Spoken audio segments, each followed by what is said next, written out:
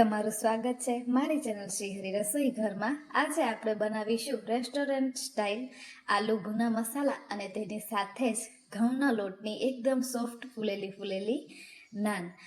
Hotel અથવા તો restaurant વાળાની જ સિક્રેટ ટ્રીક સાથે જ આપણે આ શાક બનાવી અને તૈયાર કરીશું। એક વખત ઘરે જરૂરથી આ શાક અને નાનની રેસિપીને ટ્રાય કરજો। પહેલી વારમાં જ ખૂબ જ ટેસ્ટી એવું પરફેક્ટ તમારું શાક બની અને તૈયાર થશે। જે ખાશે તે ખાતા જ રહી જશે અને મારી ગેરંટી છે કે તમને ખુદને પણ વિશ્વાસ નહીં થાય કે તમે આ શાક ઘરે જ બનાવી અને તૈયાર કર્યું છે। તો સૌ પ્રથમ આપણે વેજીટેબલ્સ લઈ લઈશું। તો એના માટે મેં અહીંયા ટમેટા અને કેપ્સિકમ લઈ લીધા છે। અહીંયા ટમેટા ઉપર આપણે 4 કટ લગાવવાના છે।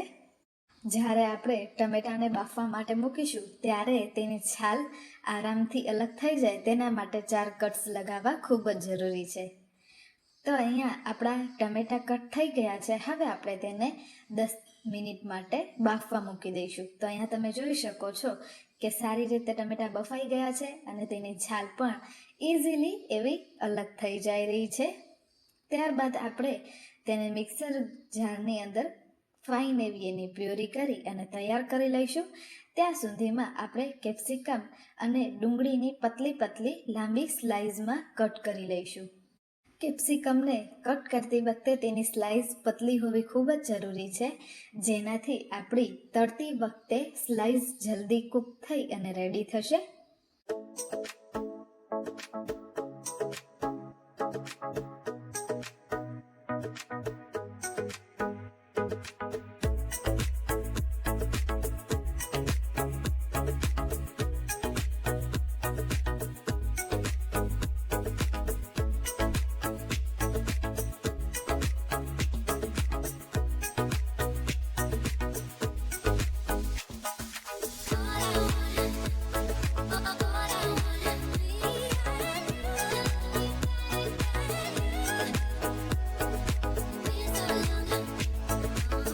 અહીંયા મેં એક નંગ બાફેલો બટેટું લઈ લીધું હતું, તેને પણ ચોરસ ટુકડામાં કટ કરી અને તૈયાર કરી લેવાનું છે।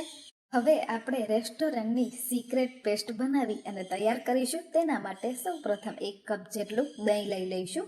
તેની અંદર આપણે બેઝિક બધા મસાલા એડ કરી દેવાના છે, જેમ કે લાલ મરચું પાવડર, હળદર પાવડર, ધાણા જીરું પાવડર અને બધી જ વસ્તુઓને સારી રીતે મિક્સ કરી લઈશું।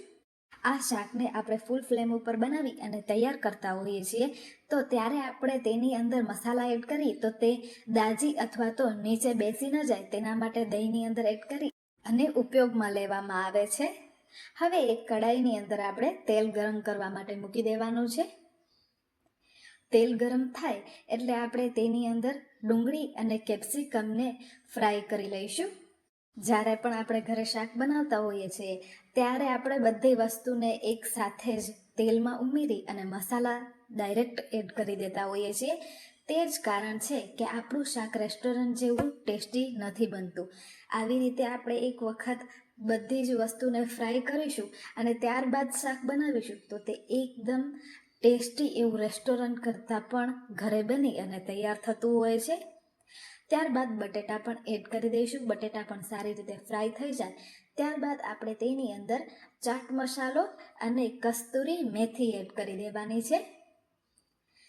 કસ્તુરી મેથી અને ચાટ મસાલો એડ કર્યા બાદ 5 થી 10 સેકન્ડ માટે જ મિક્સ કરીશું અને બધી વસ્તુને આપણે એક પ્લેટમાં અલગ લઈ લેવાની છે। હવે આપણે એ જ કડાઈની અંદર બટર એડ કરી દેવાનું છે અને ઝીણી કાપેલી ડુંગળી એડ કરી દઈશું। ડુંગળીને આપણે સારી રીતે સાતળી લેવાની છે। આ રીતે શાક બનાવવાથી ખૂબ જ ટેસ્ટી એવું બની અને તૈયાર થાય છે। હવે આપણે તેની અંદર આદુના ટુકડા એડ કરી દઈશું। તમે ગ્રેટ કરીને પણ એડ કરી શકો છો। ત્યારબાદ લીલા મરચાં અને લસણ એડ કરી દેવાનું છે। લસણનું પ્રમાણ આમાં થોડુંક વધારે રાખીશું। ત્યારબાદ અહીંયા આપણી તૈયાર કરેલી કૂક કરેલા ટમેટાની પ્યુરી એડ કરી દઈએ અને તેને પણ સારી રીતે આપણે મિક્સ કરી લઈશું। સારી રીતે મિક્સ થઈ જાય અને ઉપર ઓઇલ થોડું એવું સ્પ્રેડ થવા લાગે ત્યારે આપણા તૈયાર કરેલી દહીંની જે પેસ્ટ હતી તે એડ કરી દેવાની છે અને તેને હવે સારી રીતે કૂક થવા દઈશું। તે સારી રીતે કૂક થઈ જાય ત્યારબાદ તેની અંદર આપણે ગરમ મસાલો અને ફ્રાય કરેલી વેજીટેબલ્સ એડ કરી દેવાની છે। આ સ્ટેજ ઉપર જો તમને શાક બહુ રસાવાળું જોઈતું હોય તો તમે ઉપરથી ગરમ પાણી એડ કરી શકો છો. હવે લીલા ધાણા એડ કરી અને બધી જ વસ્તુઓને સારી રીતે મિક્સ કરી દઈશું અને ગરમા ગરમ શાકને સર્વ કરીશું. તો અહીંયા હોટલ અથવા તો રેસ્ટોરન્ટ કરતાં પણ સુપર ટેસ્ટી એવું આપણું શાક બની અને તૈયાર થઈ ગયું છે. શાક બની જાય તેના લાસ્ટમાં આપણે ઉપરથી સ્વાદ પ્રમાણે મીઠું એડ કરવાનું છે. તો આપણું શાક બની અને તૈયાર થઈ ગયું છે. હવે આપણે ઘઉંના લોટની નાન બનાવી લઈશું. તો બધી જ વસ્તુઓનો માપ જે છે તે હું તમને નીચે ડિસ્ક્રિપ્શન બોક્સમાં આપી દઈશ. ખાંડ એડ કરી અને આપણે સારી રીતે બધી જ વસ્તુને મિક્સ કરી દઈશું. જ્યાં સુધી આપણી ખાંડ બરાબર મેલ્ટ ન થાય ત્યાં સુધી આપણે તેને હાથ વડે સતત ચલાવ્યા કરવાનું છે. તો ઘઉંનો લોટ એડ કરીશું અને સારો એવો મીડિયમ સોફ્ટ આપણે લોટ બાંધી અને તૈયાર કરી લઈશું.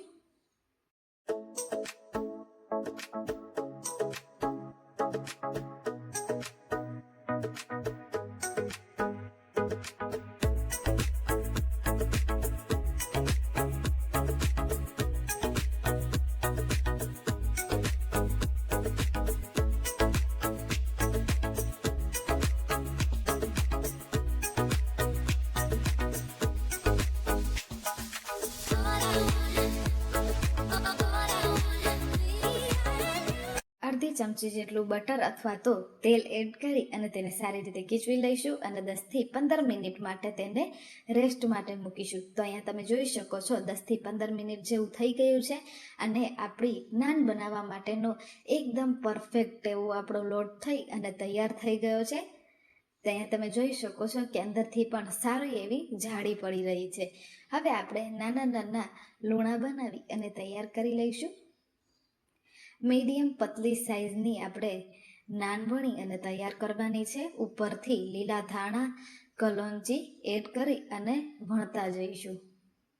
એક એક કરતાં બધી જ નાનને હું આ રીતે વણી અને તૈયાર કરી લઈશ. હવે આપણે તવો ગરમ કરવા માટે મૂકવાનો છે.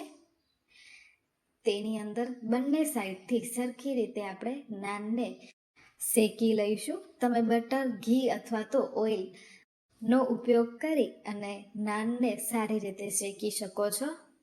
હું અહીંયા ઓઇલનો ઉપયોગ કરી રહી છું. તેનાથી ખૂબ જ ટેસ્ટી એવો સ્વાદ આવે છે. તો બંને સાઈડથી એકદમ પરફેક્ટ કૂક થઈ અને આપણી નાન રેડી છે. હવે આપણે ગરમા ગરમ નાન અને શાકને સર્વ કરીશું.